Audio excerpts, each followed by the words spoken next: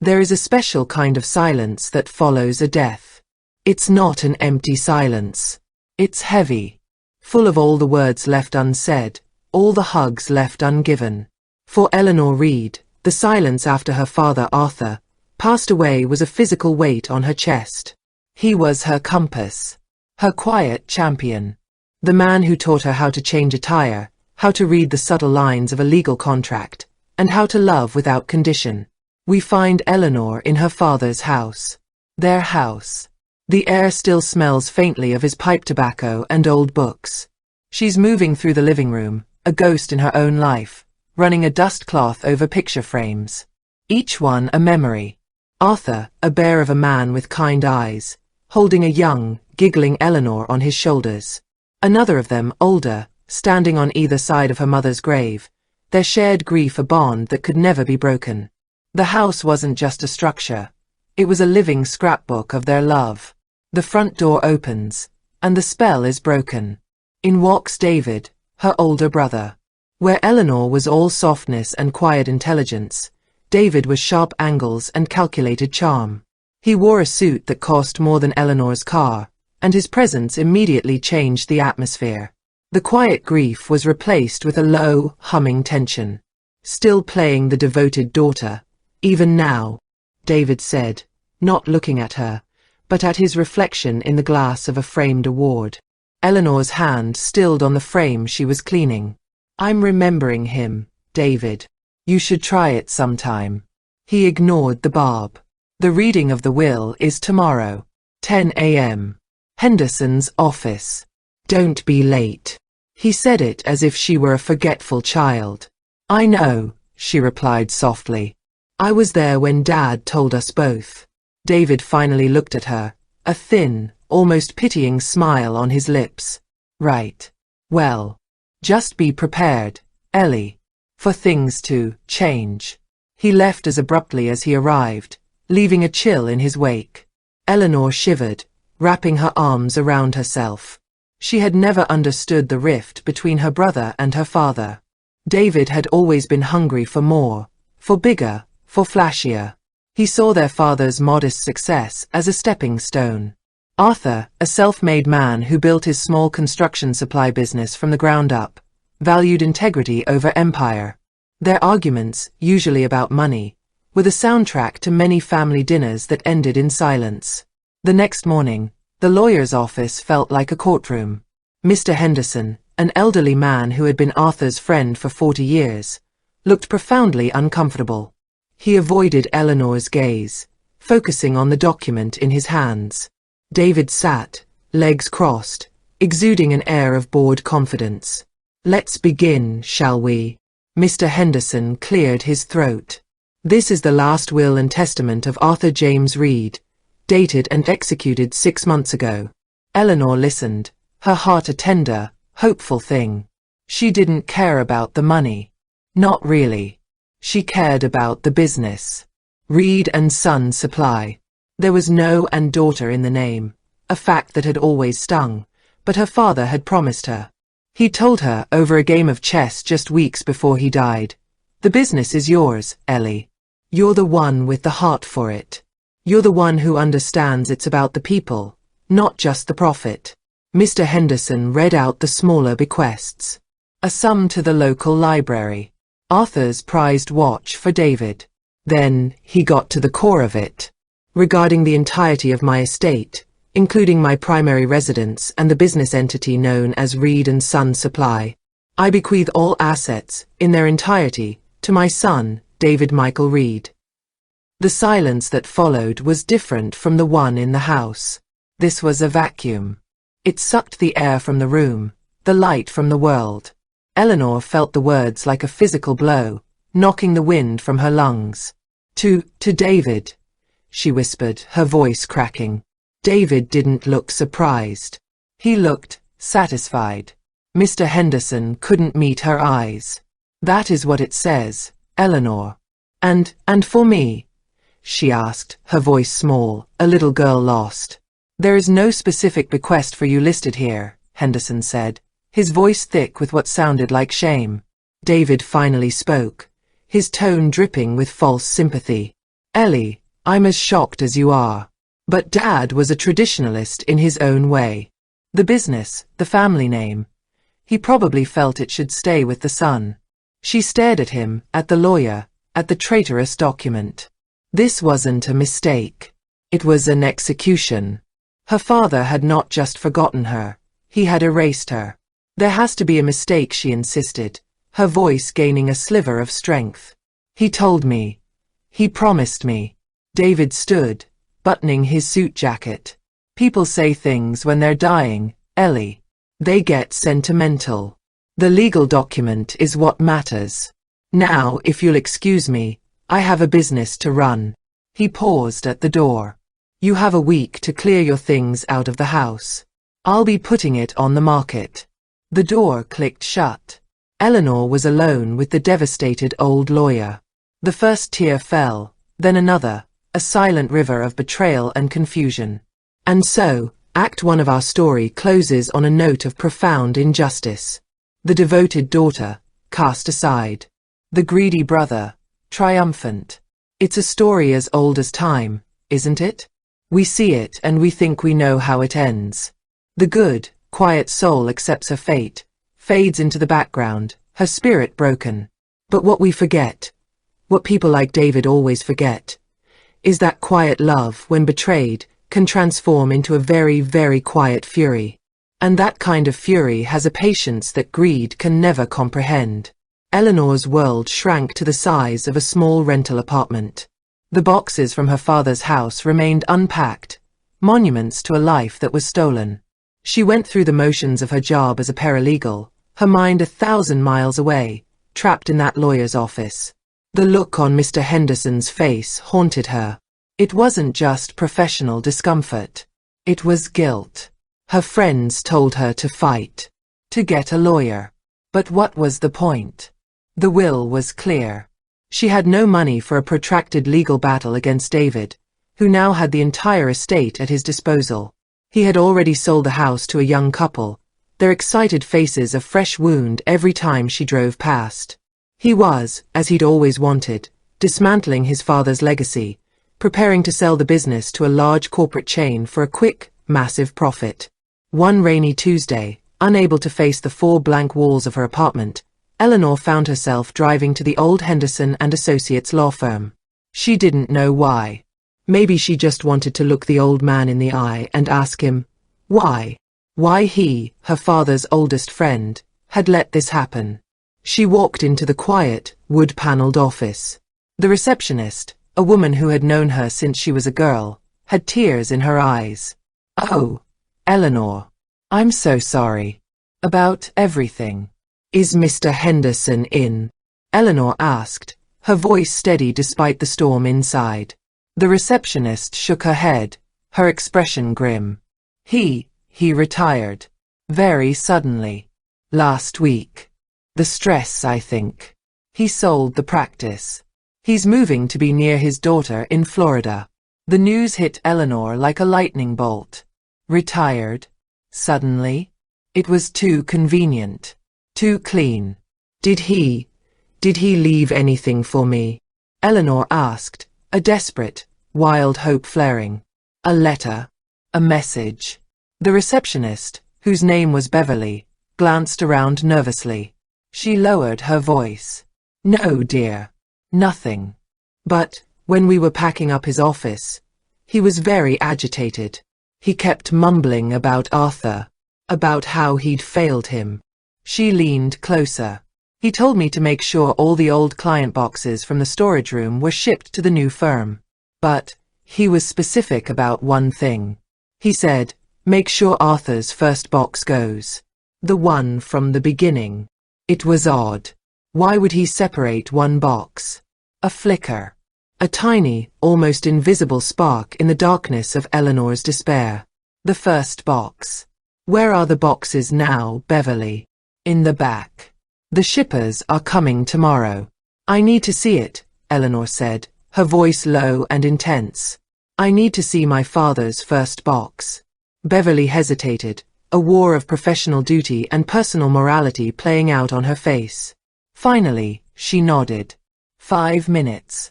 And you were never here. The storage room was a tomb of forgotten legalities. Beverly pointed to a stack of boxes in the corner, all labeled Read, Arthur. But one, older, dustier than the rest, was set slightly apart. On its side, in faded ink, it read, Read, Incorporation and Original Will. Eleanor's heart hammered against her ribs. She lifted the cardboard flap. Inside were yellowing papers. The original articles of incorporation for Reed and Son Supply. Property deeds from 40 years ago. And at the very bottom, a leather-bound folder. Her hands trembled as she opened it. Inside was her father's very first will, dated the year the business was founded, the year David was born. She skimmed the legalese, her paralegal training kicking in. It was simple. Everything to his wife. If she predeceased him, everything to be held in trust for his children, David and Eleanor, to be split equally upon his death. But then, her eyes caught on a clause at the end. A paragraph that seemed different. It was written in language that was less formal, more personal. To my children, I leave not just my possessions, but my values. This enterprise was built on a handshake, on integrity, on the promise that a Reed's word is his bond. Should any beneficiary of this will, or any subsequent will, challenge its terms not out of need, but out of greed, or attempt to disinherit another named in this, my first and truest testament to my intent, then that person shall forfeit their entire inheritance. In such a case, the entirety of my estate shall pass to the wronged party. This is my final wish, my protection against the corrosion of avarice. Signed, Arthur Reed. Eleanor read it. Then read it again. The words blurred through her tears. This wasn't just a clause. It was a message.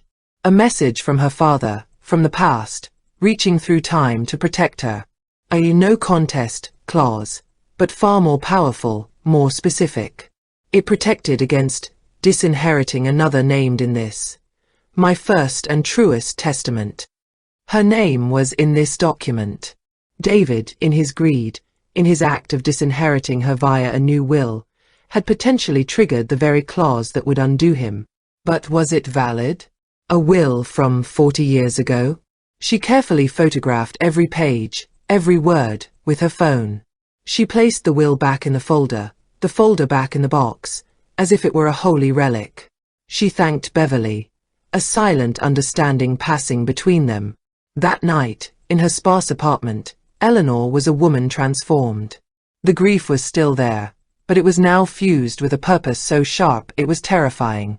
She spread the photos out on her small kitchen table. This was her father's true voice. This was the man she knew. David hadn't just betrayed her. He had betrayed their father's most fundamental principle. She needed a lawyer, but not a corporate shark. She needed a strategist, a believer in justice. She found Margaret Maggie Croft, a renowned estate attorney in her late 60s, known for her razor-sharp mind and her disdain for moral corruption. Sitting in Maggie's office, a space filled with books and thriving plants, Eleanor laid out her story. She didn't lead with the old will. She started from the beginning. Her relationship with her father, David's manipulation, the reading of the new will, the look on Henderson's face, his sudden retirement. Maggie listened, her eyes never leaving Eleanor's, absorbing every detail. And then I found this, Eleanor finished, sliding the printed photos of the old will across the desk. Maggie put on her reading glasses. She studied the pages for a long, long time. A slow smile spread across her face. It was the smile of a chess master who has just seen a path to checkmate. This, Maggie said, tapping the page with the clause, is extraordinary. It's a poetic justice clause, if I've ever seen one. Your father was a very clever man, Eleanor. He foresaw the possibility of this exact scenario. But the new will supersedes the old one, doesn't it? Eleanor asked. Ordinarily, yes. But this isn't ordinary.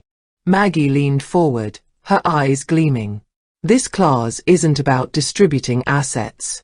It's about defining the character required to be a beneficiary. It's a conditional clause based on conduct. By creating a new will that disinherits you, a person named in this original document, David has, in essence, violated the core conditions set forth by your father. He acted out of greed. He attempted to disinherit you. This clause states that if he does that, he forfeits everything. To you. The world tilted on its axis. So, it's valid? It's a fight, Maggie said. A beautiful, righteous fight. David will argue the new will is the final expression. We will argue that the new will is a product of the very greed the original will sought to punish. We'll subpoena Henderson. His sudden retirement is a red flag the size of Montana. I'd bet my license that your brother pressured him, maybe even coerced him in your father's final vulnerable days, to create that new document. A fire, long dormant, ignited in Eleanor's belly.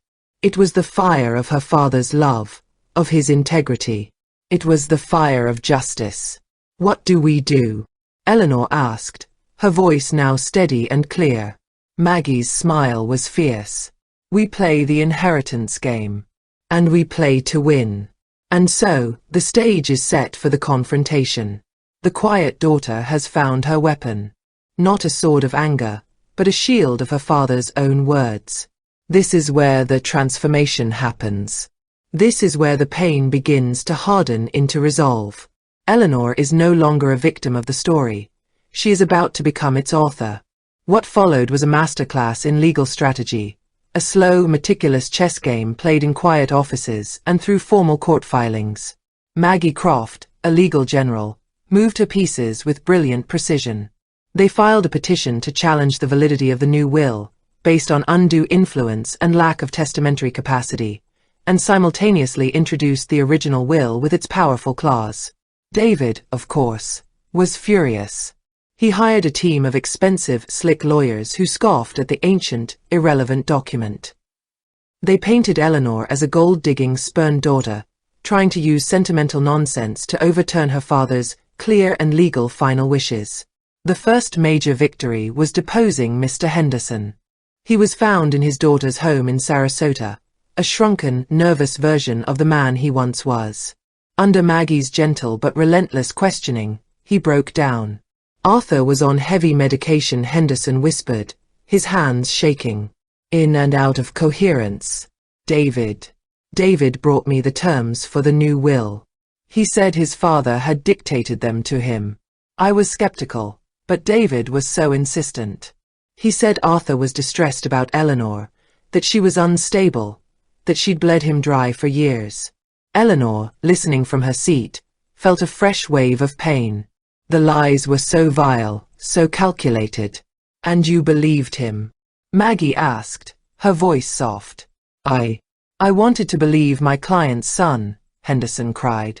But I had my doubts. I expressed them. David then. He reminded me of a few private loans I'd taken from the firm over the years. Loans that could be misconstrued. He implied my retirement would be expedited if I didn't cooperate. It was all there. The coercion. The undue influence. The moral failure. The second victory was even sweeter. Maggie, using her network of contacts, discovered that David, in his arrogance, had already taken out massive lines of credit against the business's assets, anticipating the sale. He was spending the money before he even officially had it. He was leveraged to the hilt. The final court hearing was not a dramatic, tear-filled spectacle. It was a quiet, methodical dismantling. Maggie presented her case. The coerced lawyer, the original will with its moral clause, the financial evidence of David's greed. She painted a picture of Arthur Reed not as a man who disinherited his daughter, but as a man who built a fortress around his legacy to protect it from the very avarice his son embodied. This case is not about the letter of the law, Maggie said in her closing, her voice resonating through the courtroom. It is about the spirit of a man. The spirit of Arthur Reed.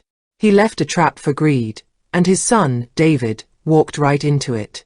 The law respects the intent of the testator. And Arthur Reed's true, final, and most powerful intent is right here. She held up the original will. to reward integrity and to punish the betrayal of family, to ensure that his life's work goes to the child who embodies his values, not the one who merely shares his name. The judge, a stern woman with a reputation for intellectual rigor, took a week to deliberate. That week was the longest of Eleanor's life. The hope was a terrifying thing. It felt more fragile than despair. The day of the ruling, she sat in the courtroom, back straight, hands folded in her lap. David sat across the aisle, pale and sweating, surrounded by his now subdued lawyers. The judge entered. She spoke clearly, methodically, summarizing the case. Then, she came to her conclusion. The court finds the document dated 6 months ago to be invalid, a product of undue influence exerted by David Reed upon a vulnerable testator and his legal counsel. The court further finds that the integrity clause contained within the last valid will, being that dated 40 years prior, is a valid and enforceable conditional clause. The actions of David Reed, in manipulating the testamentary process to disinherit his sister, Eleanor Reed, constitute a direct violation of this clause. She paused, letting the words hang in the air. Therefore, the court rules that David Reed has forfeited his entire inheritance. The estate of Arthur Reed, in its entirety, including all assets, property, and business interests, is hereby awarded to his daughter, Eleanor Reed. There was no outburst. No dramatic cry. Just a sharp, relieved exhale from Eleanor. She felt her father's presence then, a warmth on her shoulder, a weight lifted from her soul. She looked at David. The arrogance was gone, replaced by a hollow, terrified shock. He had not just lost the money. He had lost everything. The lines of credit were now his personal debt, backed by assets he no longer owned. He was not just broke. He was ruined. As people filed out, he stumbled over to her, his eyes wild. "Ellie, please. You can't. You'll destroy me." She looked at him, her brother, the boy she'd once built pillow forts with, and she felt a profound, quiet sadness for him. There was no anger left. It had been burned away in the crucible of the battle. "You destroyed yourself, David," she said, her voice calm, full of a sorrow that would likely never leave her. "Dad just gave you the rope to do it with." She walked out of the courtroom, into the sunlight, with Maggie by her side. She was the heir. Not just to a business and a house, but to a legacy. Her father's legacy. Her first act as owner was to stop the sale of Reed and Son Supply. Her second was to fire David from the position he'd never earned. Her third was to sit in her father's old office, in his worn leather chair, and look out at the world she now stewarded. She didn't change the name. Reed and Son Supply remained. It was a part of its history. But everyone who worked there, the men and women who had loved her father, knew the truth. The heart of the business had always been with the daughter. And so, we arrive at our resolution. Not with a bang, but with the quiet hum of justice served. The inheritance game was never about the money.